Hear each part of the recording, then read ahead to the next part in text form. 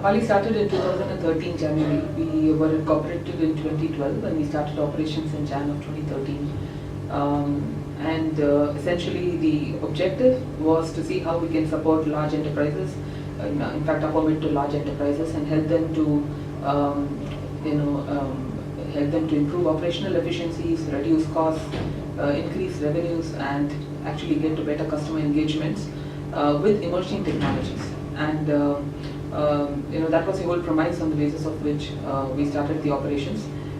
It has been a pretty interesting journey. So we built our entire information management portfolio of offerings together with some of the leading OEMs as partners, and together with that we built the whole aspect of the whole consulting element, the skill sets and the people and the the whole offerings and the portfolio elements, and then went out to customers and started kind of engaging with them. So it's been a pretty interesting journey over the last 4 years. We've built a good size of customer base of over 45 plus customers across Asia, Middle East and Africa. And we are only expanding. We are growing both in terms of the number of people as well as the number of customers. And we are very excited to be a part of this journey, where we can support large enterprises to fundamentally rethink and come out with completely newer ways of working, even in some of their traditional process areas.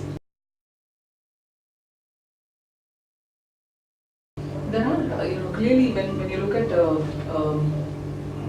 at a completely new startup, especially in a bootstrapped environment where we are not really funded, the first 15 months were clearly very tough. Right? So the initial set of challenges was one, to see how we can actually create an impact with respect to what is the value that we are delivering to a customer, right? And clearly perceivable impact from a customer standpoint in terms of how they perceive that value. So building a brand when there are a whole lot of existing incumbents and large ones and large consulting and system integrator organizations which are already there working with these large enterprises.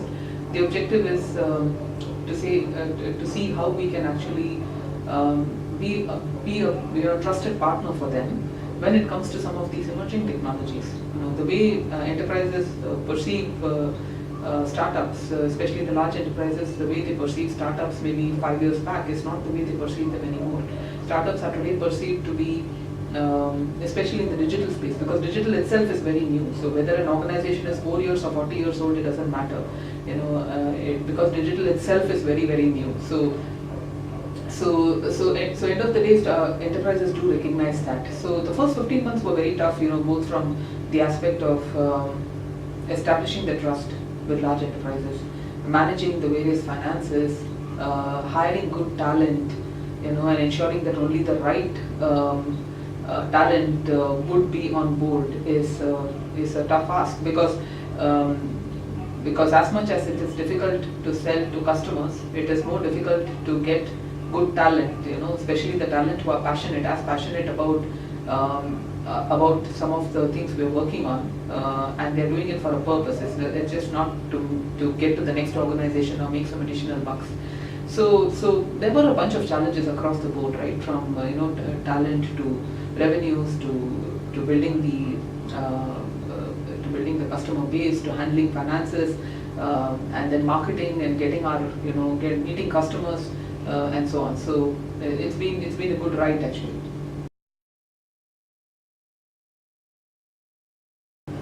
I think I'm a woman who is an entrepreneur and a professional, so I don't think those choices really matter too much.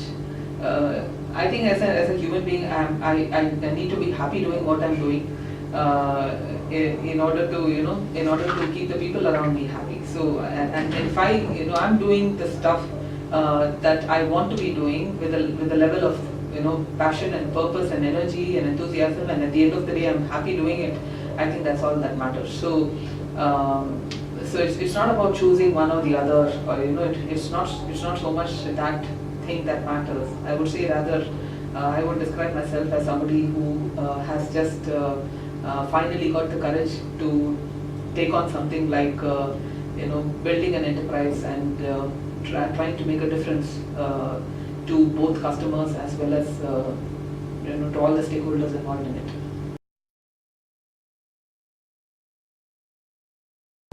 I think I would say go for it, and don't ever have the fear or the negative thought that it may not work, because it's easy for us to get to hold ourselves and then believe that we're going to fail, and so should we start or should we not, and so on. I would say it's not as tough as it looks. The initial phases are challenging, but as long as you have got into it with a purpose and you love what you're doing, and you're doing it for a reason and for a purpose, I think you should just go for it. We are very ambitious. I think we're very ambitious and very driven. We want to build scale.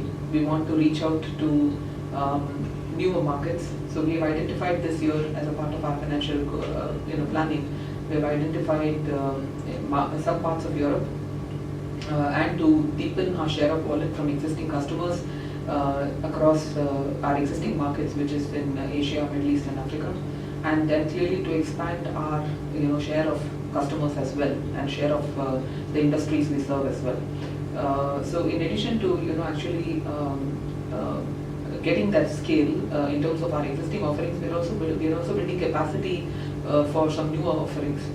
So we have a lot on our plate at the moment, and we've put together a very focused approach with respect to how we execute on some of these plans, and how we reach out to a much larger, wider audience, and do some good quality work out there, and really make a difference to our customers in terms of the way they work. We're very excited when we see those results, and for our customers to be speaking of the difference it has made in terms of the way they work. When our customers speak about it, I think that's what gives us the maximum thrill, and that's how we feel successful.